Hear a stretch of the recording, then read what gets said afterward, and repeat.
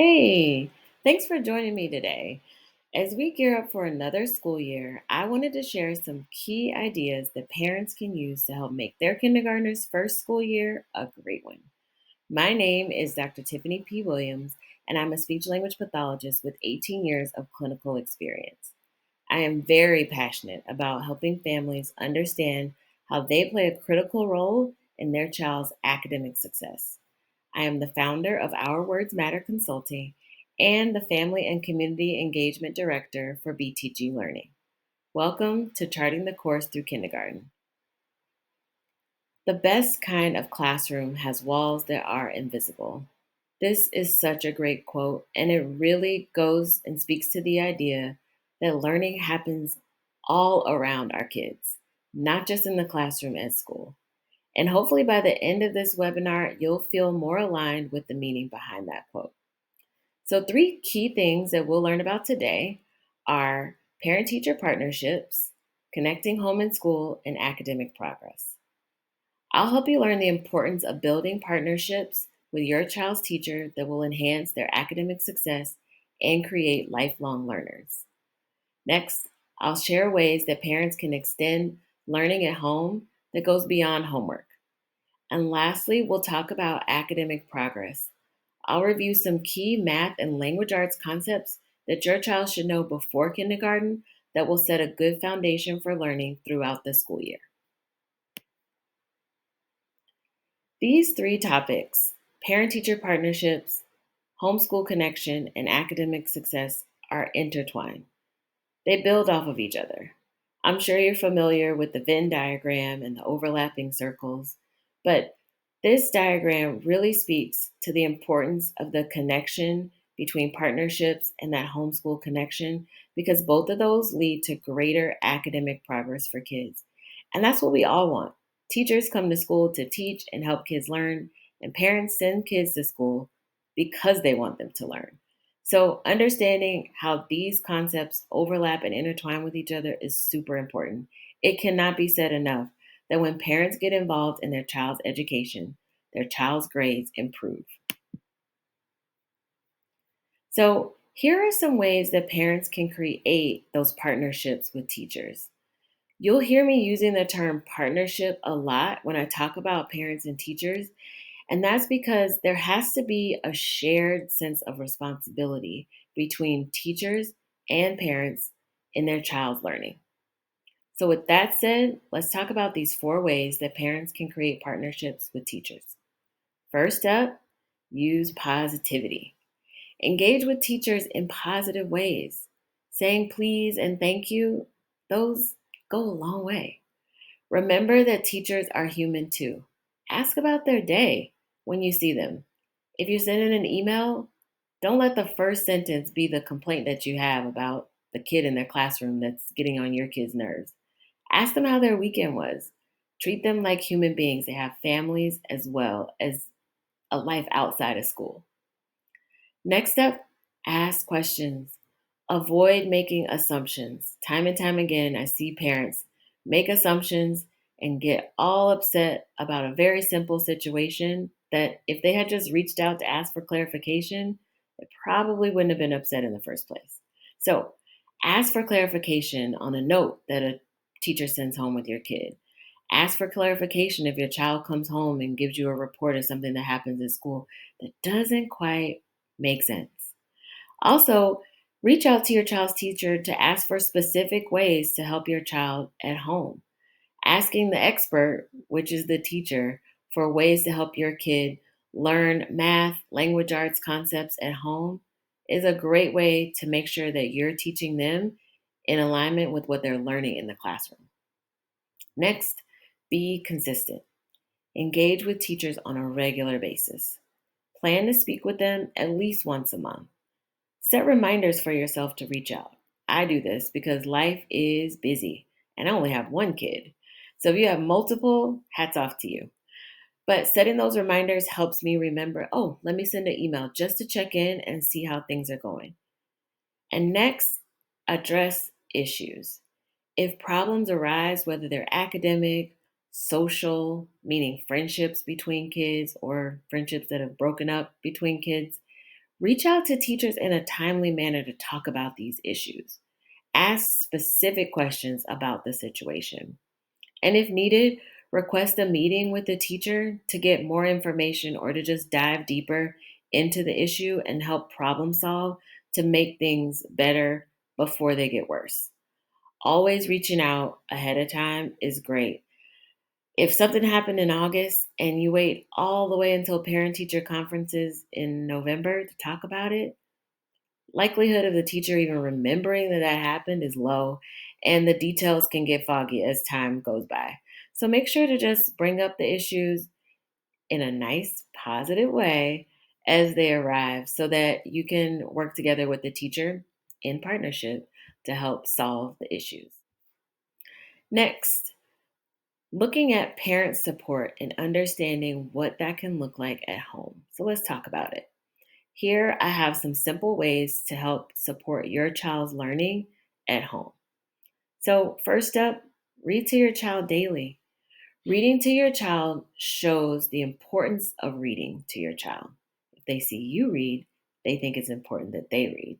If they see how much you value reading, they'll value reading as well.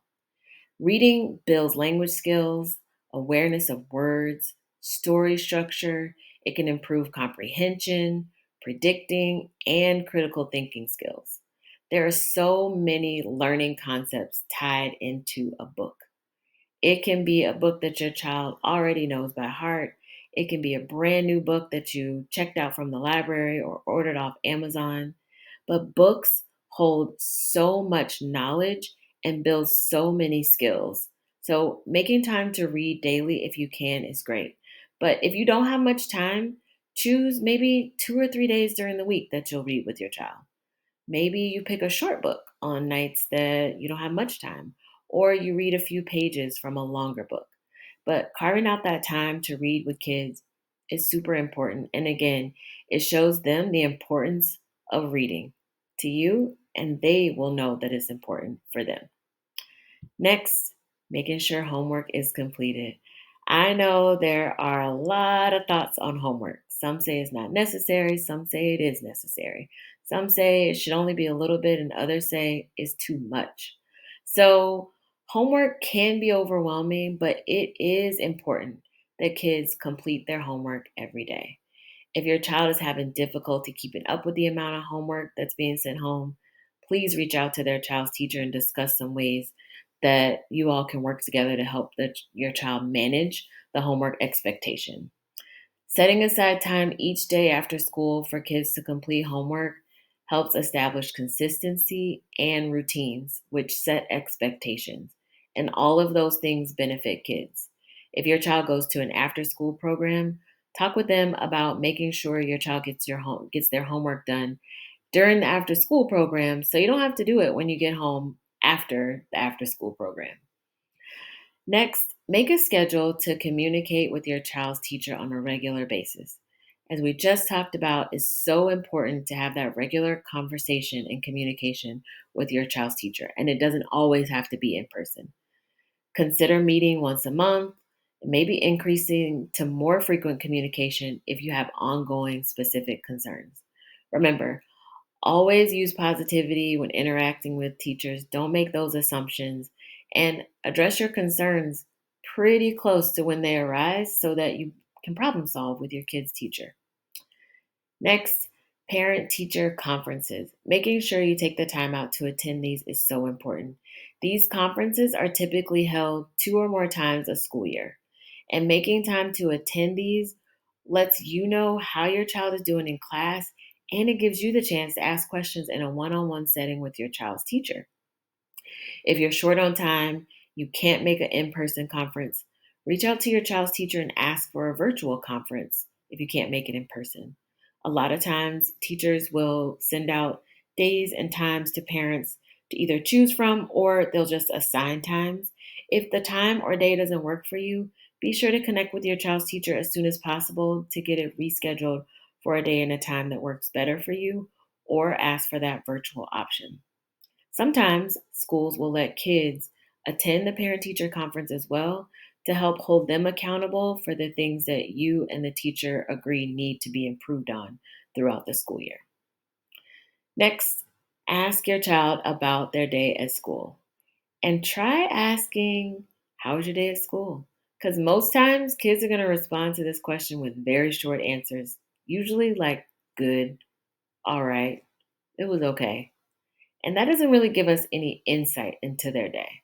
So, some better questions to ask your child about their day at school could be, what was the highlight of your day at school? Is there anything you wish had gone differently today? Did anything make you laugh or smile today? Was there a challenging moment you'd like to talk about? Asking these types of open ended questions can encourage kids to share more about their experiences at school and their feelings throughout their school day. And it helps open up dialogue. And maybe you even share how your day at work was as well. Today was a rough one. My manager was getting on my nerves. You could be honest with kids because the emotions and feelings that you have on your job are probably similar to the emotions that they're experiencing in the classroom as well. So share about your day too, and that can encourage kids to share about their day at school as well. Lastly, help your kids set school year goals. Helping your child set school year goals for themselves is a great way to hold them accountable throughout the school year. It's also a great way to teach them about working towards a standard that they set for themselves, which is a lifelong skill that adults also need to develop. School year goals could be as simple or complex as your kid wants them to be. Some examples could be, I want to make good grades this school year. And you work together with your child to define what good grades means because it could mean something different for each child. And it doesn't necessarily need to mean straight A's. Another goal could be, I want to answer more questions in class this school year. Or I want to try out for a sports team or join a school club. Work together with your child, give suggestions, but ultimately let them decide what their goals are going to be for the school year. And if they choose some really lofty goals, maybe break down their goals to some per semester. So maybe the first semester they want to do these two goals, and the next semester they want to tackle the next two goals. Work with them to help brainstorm some ideas to help them set those goals to get them on a path to achieving them before the end of the school year.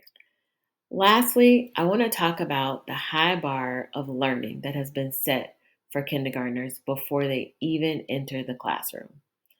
Gone are the days of learning shapes, colors, and letters in kindergarten. Kids are now expected to enter kindergarten with these skills on day one. So, I have a list of 10 things that kids should know before entering kindergarten. And just so you know, I compiled this list after looking at multiple school district websites and learning websites across the country. And I pulled out some of those common skills that I noticed across resources. First up, writing their name with correct capitalization. So, understanding that their first name has a capital letter at the beginning and the remaining letters are lowercase, and the same with their last name. The first letter is capitalized and the remaining letters are lowercase. Understanding correct capitalization will be a foundational skill that will help them with sentence structure as they begin spelling and generating thoughts on paper. Holding pencils, crayons, and scissors correctly. This fine motor skill may seem like something that doesn't really need to be addressed, but good pencil grip, understanding how to hold crayons correctly and scissors correctly will help them be more independent in classroom activities and need less one on one time with the teacher to show them how to hold pencils and crayons correctly and how to grip scissors correctly as they work on different crafts and activities in the classroom. Next, being able to count to 20 and count objects up to 20.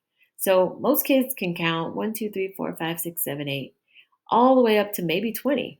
That's a great skill for them to have. But being able to count objects up to 20, now that taps into that one to one correspondence. And that means being able to understand that one object is one unit. The next object makes two of those units, and counting each object all the way up to 20. At home, if your child needs to work on this skill, I like to use edible objects, I should say, to help them develop the skill. So maybe Cheerios, some fruit snacks, any cereal or thing that they like to eat that will help them just be able to concentrate and motivate them a little bit as well. Next, following multi step directions. Being able to understand how to do 2 to 3 steps at a time is really helpful because a teacher at the front of the classroom is going to give out a lot of information all at one time, and your kid is going to need to understand how to follow those steps. Now, teachers don't overwhelm kids with difficult directions, but they will say, everyone, put away your books, get your jackets, and line up at the door. That's considered a multi step direction. There are 3 steps there that your kid needs to retain in their short term memory and then be able to follow through on to make sure that they complete the task successfully. Next up, identify most upper and lowercase letters out of order. So, singing the ABC song is great, but that does not correlate with knowing and being able to identify letters. So, knowing how to identify upper and lowercase letters out of order is a really important skill. And you can do that at home and work on that at the breakfast table with a box of cereal, pointing to a letter, asking what that letter is, or having your child point to letters and telling you what the letter name is. Next, your kids need to know basic shapes and colors. So, understanding their colors and shapes, that seems pretty basic, and most kids enter kindergarten at least knowing most of their shapes. Next, identifying numbers up to 10 out of sequence. So this is different from counting. This means that you can lay out numbers on a table and they are able to point to them out of sequence and identify them by name. So instead of tapping each number and saying 1, 2, 3, 4, 5, mix the numbers up and see if they can point to 5, even if it's the first number that they come to. This will really help as they develop their math skills. Being able to rhyme words and match most letters to sounds. Rhyming is a great phonological awareness skill that really does set the stage for good reading and spelling down the road. Being able to match letters to sounds is another precursor to being able to read and spell as well. So, if you are having them identify those upper and lowercase letters, then maybe you give them the letter sound and ask them what letter matches that sound. Maybe you give them the letter name and ask them to make the sound that matches the letter that you gave them. And also, rhyming with them at home is very easy and fun to implement. Giving them the word car and asking them for a word that rhymes with it.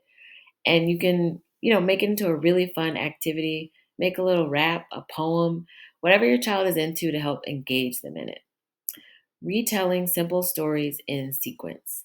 So if you're reading a story with your child reading a book at night, remember, you're going to be reading with them daily, are they able to retell you that simple story in sequence?